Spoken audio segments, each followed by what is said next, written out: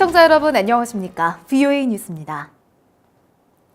백악관이 다음 달 말경 2차 미북 정상회담 개최를 공식화한 뒤 미북 실무대표의 첫 만남이 스웨덴에서 진행됐습니다. 장기간 교착 후 진행된 만남 자체가 진전이라는 분석과 함께 비핵화를 위한 구체적 결과가 있어야 한다는 지적이 나옵니다. 조은정 기자의 보도입니다. 스티븐 비건 미 국무부 대북정책 특별대표가 북한의 최선희 외무성 부상과의 회동을 마치고 스웨덴을 떠났습니다. 구체적인 협상 내용은 공개되지 않았지만 양측은 다음 달 말로 예정된 2차 미북 정상회담에 앞서 비핵화 조치와 상응 조치를 집중적으로 조율했던 것으로 예측됐습니다. There are different perspectives on timeline and process and the order of things to occur. So I think that this is a chance to begin working on those differences, present both sides' positions, and get to work. 북한 측은 핵무기 생산 중단, 즉 핵무기 동결 조치를 제안하면서 제재 해제를 요구했을 것이라는 분석도 나옵니다. 김정은 위원장이 신년사를 통해 핵무기 생산 중단 의사를 밝힌 만큼 관련 조치를 제시했을 가능성이 있다는 것입니다.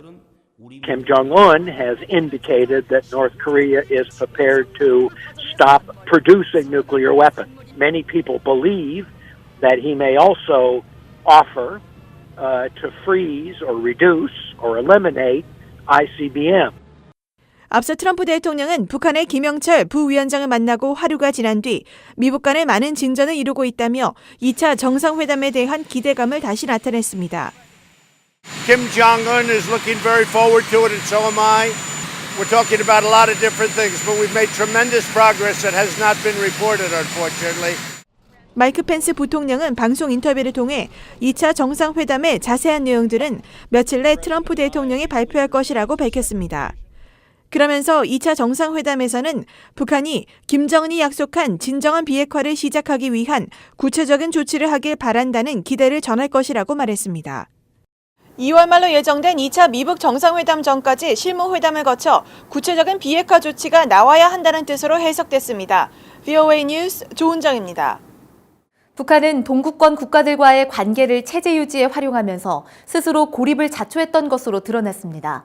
북한은 또 자유화와 개방을 선택하던 동구권 국가들에게 국제사회에서의 한국 고립을 요구했던 사실도 외교문서를 통해 공개됐습니다. 김칸희 기자입니다.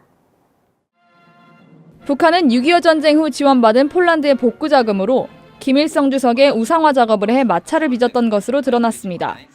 북한의 광산과 철도 개발 등 전후 복구를 위해 쓰기로 했던 지원이 체제 유지와 김일성 우상화 작업에 쓰였다는 것입니다. 이런 사실은 1957년 유세프 치랑키에비치 폴란드 수상이 평양을 방문한 뒤 소련에서 후르시초프 공산당 서기장을 만나 북한을 비판했던 것으로 해제된 폴란드의 외교문서를 통해 확인됐습니다. 내가 평양을 갔더니 도시를 재건하는 그 방향이 김일성의 우상화 작업, 동상을, 상징물을 세운다던가 아니면 체제 선전에 주로 그 자원을 이용하는 것 같다.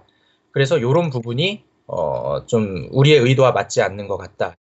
폴란드 등 동구권 국가들이 서서히 자유화를 받아들였던 시기, 북한은 오히려 독재를 강화하고 한국을 국제사회에서 고립시키자고 요구했던 사실도 공개됐습니다.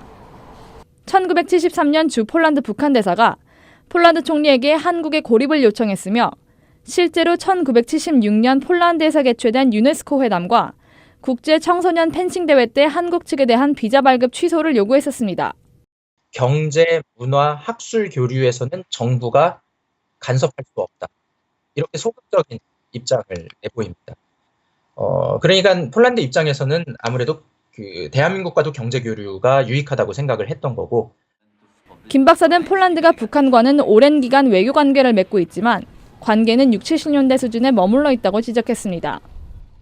그러면서 북한은 핵 개발 등 국제사회의 흐름과 반대되는 행동을 감행하면서 국제사회에서 고립을 자초하고 있다고 밝혔습니다.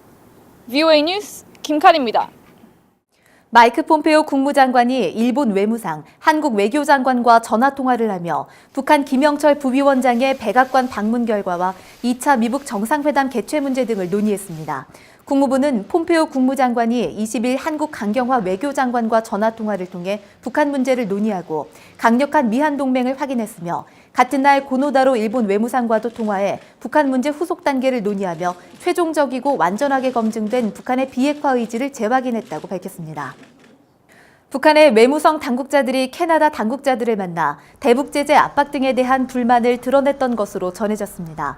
북한의 외무성 권정근 미국 연구소장과 리용필 유엔 주재 차석 대사 등 5명은 지난해 9월 캐나다 오타와를 방문한 뒤 캐나다 당국자들을 만나 대북 제재 압박 등과 관련해 캐나다가 미국의 입장만 따르고 있다며 불만을 나타냈다고 최근 홍콩의 사우스 차이나 모닝포스트가 보도했습니다.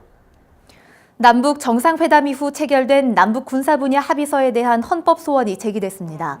한반도 인권통일 변호사 모임은 21일 서울 헌법재판소 앞에서 기자회견을 열어 남북 군사 합의로 서해 북방 한계선이 사실상 무력화되고 수도권 서부 지역이 북한군의 위협에 노출됐다고 지적했습니다. 또 이로 인해 국민의 생명권과 안전권 등이 침해됐다면서 국민 12,000여 명과 전 국방부 장관, 예비역 장성 200여 명의 위임을 받아 헌법 소원을 제기했다고 밝혔습니다. VOA 뉴스 마칩니다. 시청해주신 여러분 고맙습니다.